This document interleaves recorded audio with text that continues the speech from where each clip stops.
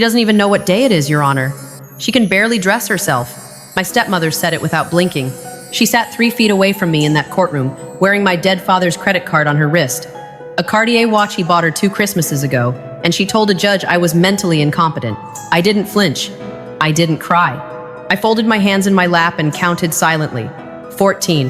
That was the number of days she had left before she lost everything she had ever stolen from my family. Be honest with me.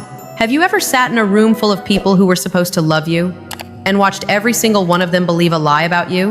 Drop a comment if you know that exact feeling. I want to know how many of us have been through this. Because that morning, in courtroom 4B of the Harris County Probate Court in Houston, Texas, I was surrounded by people who shared my last name, and not a single one of them was on my side. My stepmother, Diane, had been in my life since I was 11. She married my father 8 months after my mother died of pancreatic cancer. She showed up with blonde highlights, a real estate license she never used, and a smile that could charm the skin off a snake. My father, God rest him, was a good man drowning in grief, and Diane threw him a rope that turned out to be a leash. For 17 years, she managed him. She isolated him from his brother, from his college friends, from anyone who might have told him the truth that Diane didn't love him. Diane loved his portfolio. She loved the 4-bedroom house in River Oaks. She loved the lake house in Conroe. She loved the quarterly dividends from the commercial real estate trust my grandfather had built from nothing in 1974. And then, 14 months ago, my father had a stroke. He died in the ICU at Houston Methodist at 6:47 on a Tuesday morning. I was holding his hand. Diane was in the waiting room, on her phone, calling his financial advisor. I found out 3 things in the week after his funeral. First, my father had updated his will 18 months before he died. He left the house to Diane, but the trust, roughly $4.2 million in commercial property and investment accounts, he left entirely to me. Second, Diane had known about this change for exactly 4 months because she had gone through his desk while he was at a cardiology appointment and found the draft. Third, and this was the one that changed everything, Diane had spent those 4 months slowly siphoning money out of the trust's operating account. Not huge amounts.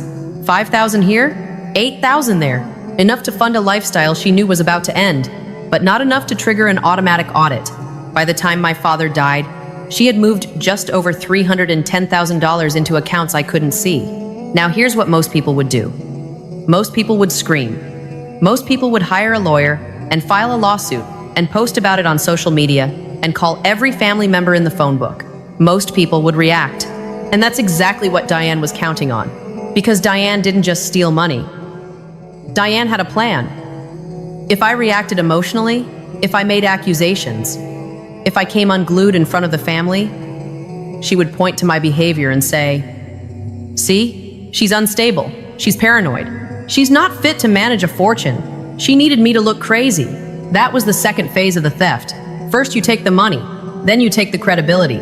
Without credibility, nobody believes you when you say the money is gone. It's a move straight out of the narcissist playbook. They don't just hurt you. They set it up so that when you try to tell someone, you sound insane. So I didn't react. I did the opposite. I became invisible. I moved out of the apartment my father had been helping me pay for and into a studio in Montrose that cost $800 a month. I drove my 10-year-old Civic. I wore jeans and t-shirts. I told no one what I had found. I went to the family dinners. I smiled at Diane across the table. I let her pat my hand and say, "Your father would have wanted us to stay close, sweetheart." And every single night, after everyone went home, I sat at my kitchen table with a laptop and a cup of black coffee, and I traced every dollar she had touched. See, here's what Diane didn't know about me. She thought I was a mid-level analyst at an accounting firm. Boring job, boring girl, boring life. What she didn't know was that I had spent 6 years working forensic audits for a firm that specialized in fraud detection.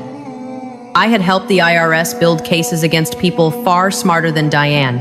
My entire career was about following money through dark hallways until I found the room where it was hiding. She wasn't stealing from a grieving daughter. She was stealing from someone who did this for a living. But I needed more than evidence. I needed her to hang herself with her own rope. So I let her keep stealing. I watched the transfers in real time. I documented every single one with timestamps, IP addresses, and device identifiers. I cross-referenced the destination accounts with corporate filings in Nevada, Wyoming, and Delaware. She had set up 3 shell companies, always 3, like they teach in those scam seminars. One was called Bluebird Properties LLC. Another was Gulf Horizon Consulting. The third, and this one almost made me laugh, was called Legacy Asset Management. She named her theft vehicle Legacy. The irony was so thick you could choke on it. For 5 months, I watched. I compiled. I built a binder that would make a federal prosecutor weep with joy, and I waited. Then Diane made her move. She filed a petition for emergency conservatorship, claiming I was mentally incapacitated and unable to manage the trust. She brought a psychologist, a man named Dr. Edwin Marsh, who, it turned out, was her boyfriend's golf buddy who submitted a report he had written without ever examining me. He diagnosed me with severe dissociative disorder and cognitive decline based on what Diane had told him over the phone. Over the phone. He never met me. He never tested me. He wrote a clinical diagnosis of a woman he had never seen based on the word of the woman who was robbing her.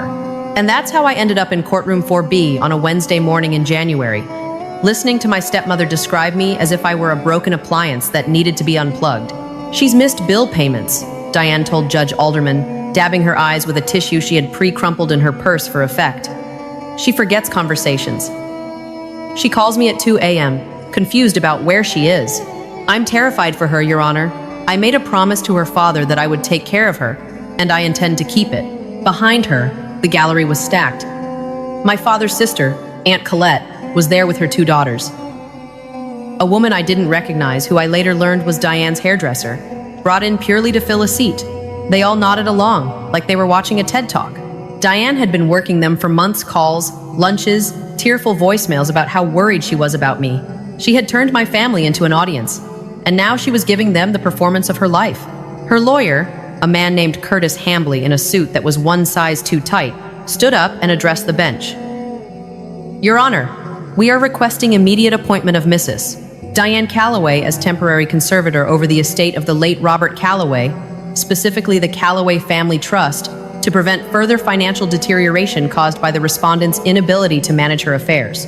Judge Alderman looked at me over the top of his reading glasses. He was in his early 60s, silver-haired, with the kind of face that had seen 1,000 liars and was tired of all of them. "Miss Calloway," he said, "these are serious allegations. Your stepmother is claiming you are unable to care for yourself or manage your finances. How do you respond?" The room went quiet. Diane leaned forward. Curtis clicked his pen. Aunt Colette held her breath. They were all waiting for the breakdown.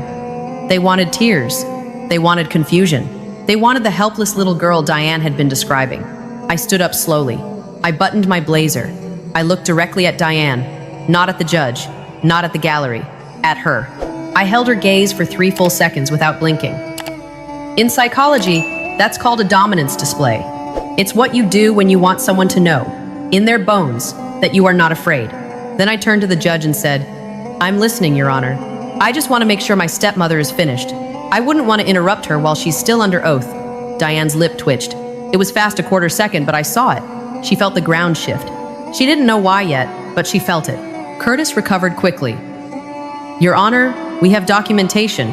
Financial records showing a pattern of neglect and mismanagement." He handed a folder to the bailiff. "The trust's operating account has lost over $310,000 in the past 11 months. Exposed transfers to unknown entities. No oversight, no filings. If that isn't evidence of incapacity, I don't know what is." Judge Alderman flipped through the pages. His expression didn't change, but his pen stopped moving. That's a tell. When a judge stops writing, it means something got their attention. Diane jumped in, unable to help herself. "She doesn't even check her statements. Your Honor, I had to find this myself. $300,000? Gone. And she had no idea.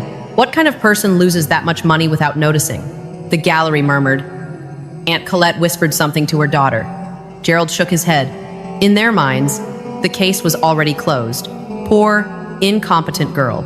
Good thing Diane was there to save the day. I let the silence sit for exactly 5 seconds, long enough for the room to settle into its assumptions, long enough for Diane to feel safe. Then I said, "Your Honor, may I approach the bench?" Judge Alderman nodded. I picked up a black binder from the table. It was thick, maybe 200 pages. I had tabbed it with colored flags. Red for financial records, blue for digital forensics, green for corporate filings, yellow for the perjury. I didn't just lose track of $310,000, Your Honor, I said, placing the binder in front of him. I watched every dollar leave. I know exactly where it went, when it went, and who sent it. Diane's face didn't move, but her hands did. She gripped the edge of the table so hard her knuckles went white. I turned to the first red tab.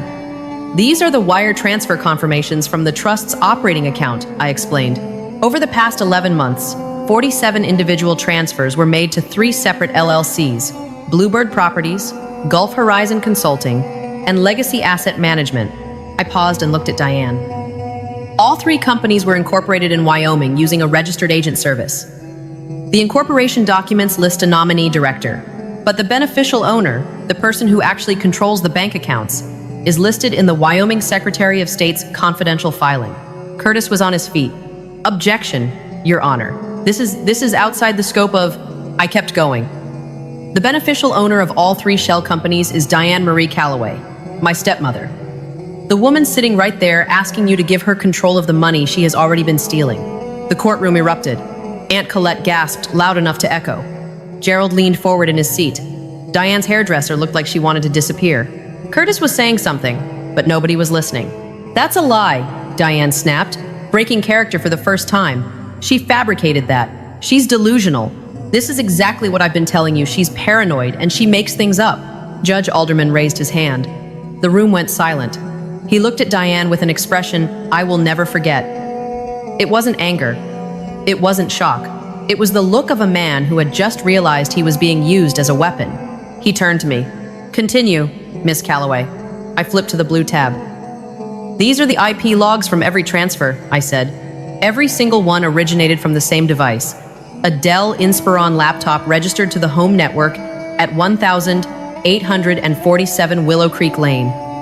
That is my stepmother's home address. The same home my father left her in his will. Curtis tried again.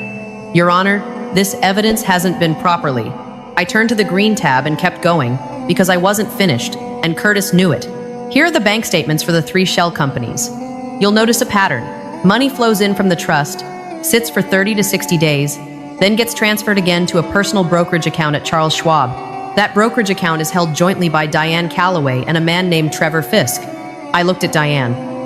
Would you like to tell the judge who Trevor Fisk is, or should I? Diane said nothing. Her mouth opened, then closed. She looked like a fish pulled out of water. Trevor Fisk, I continued, is a real estate agent based in Galveston. He and my stepmother have been in a relationship for approximately 3 years. It began while my father was still alive, while he was recovering from his first cardiac episode. In fact, I have hotel receipts, text message records obtained through legal discovery, and a lease agreement for a beachfront condo in Galveston, co-signed by both of them. A condo purchased with money stolen from my father's trust. The gallery was completely silent, not the uncomfortable silence of before. This was the silence of people who were recalculating everything they thought they knew. Aunt Colette had tears in her eyes. She wasn't looking at Diane. She was looking at me. And for the first time in over a year, she looked ashamed. Judge Alderman closed the binder. He removed his glasses and rubbed his eyes. Then he turned to Diane and Curtis with a look that could have frozen the Gulf of Mexico. Mrs. Calloway, he said, his voice low and controlled. Did you file this conservatorship petition knowing that you were the one making those transfers? Curtis grabbed Diane's arm. Don't answer that, but Diane was spiraling. She couldn't stop herself. It's not what it looks like, she blurted. I was managing the funds. Robert told me to. He gave me authority before he died. He wanted me to. He didn't, I said. And I can prove it. I opened the yellow tab. This was the part I had been saving. The part that turned a civil case into a criminal one. My stepmother submitted a document to this court as part of her petition, I said. Page 14 of her original filing. It's a letter, supposedly written by my father, granting Diane broad authority over the trust. It's dated 3 months before his death and bears his signature. Curtis went pale. He knew what was coming. I had that letter analyzed by a certified forensic document examiner, I continued. The examiner's report is in this binder. The signature is a digital copy. It was lifted from a different document, a property tax filing from 2023, and pasted onto the letter using image editing software. The metadata in the letter's PDF file shows it was created 4 days after my father's death on a computer registered to Curtis Hambley's law office. Curtis slammed his hand on the table. This is outrageous. I never. The letter is a forgery, I said, looking at Judge Alderman. Submitted under oath to this court as part of a fraudulent conservatorship petition. That isn't just theft, Your Honor. Under Texas Penal Code Section 37.02, that is aggravated perjury. And under Section 32.46, it's a first-degree felony for securing execution of a document by deception involving a value over $300,000. Judge Alderman stared at Curtis for a long time. Mr. Hambly, he said quietly, did you prepare that document? Curtis was sweating through his shirt. You could see the dark patches spreading under his arms. He didn't answer. He didn't need to. The metadata had his fingerprints all over it. Diane turned on him instantly. He told me it would hold up, she hissed, pointing at Curtis. He said no one would check. This was his idea. Curtis flinched like he'd been slapped. The alliance crumbled in real time. Two thieves in a sinking boat, each one trying to throw the other overboard. I didn't want this, Diane said, turning to the gallery. Her voice cracked. She was trying to cry, but it wasn't working. The mask had slipped too far. Robert was going to leave me with nothing. After everything I did for him, 17 years I gave that man. I raised his daughter. I kept his house. You kept his money, I said. That's what you kept. Judge Alderman raised his hand again. He took a long breath, then spoke in the tone of a man handing down a verdict he had already made up his mind about.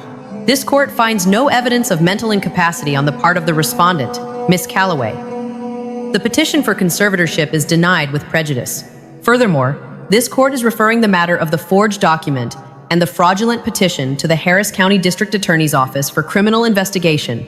He looked directly at Diane. Mrs. Calloway, I strongly suggest you retain separate criminal counsel. Mr. Hambly will not be able to represent you, as he appears to be a subject of the same investigation. He paused. And Miss Calloway, the younger one?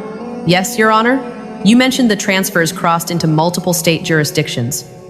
The shell companies in Wyoming, the brokerage in Texas, the condo in Galveston financed through interstate wire transfers. Yes, Your Honor. He nodded slowly. Then I'll also be making a referral to the United States Attorney for the Southern District of Texas. This may qualify as interstate wire fraud. Diane's face went completely blank. Not angry, not scared, blank. The blankness of someone who has just realized that the trap they set was actually set for them. I sat down. My hands weren't shaking. My heart rate was steady.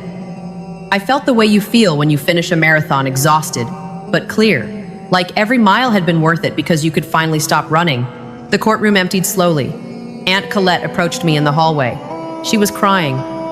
Sweetheart, she said. I didn't know. She told us she said you were. I know what she said, I replied. I wasn't angry at Colette. I understood. Narcissists don't just manipulate their victims, they manipulate the witnesses. They build an alternate reality so convincing that even good people get trapped inside it. Why didn't you tell us? She asked. Because I needed you to believe her, I said. If you had doubted her, she would have changed her plan. She needed a full audience. She needed everyone in that courtroom nodding along. That was the only way she would feel confident enough to go through with the petition.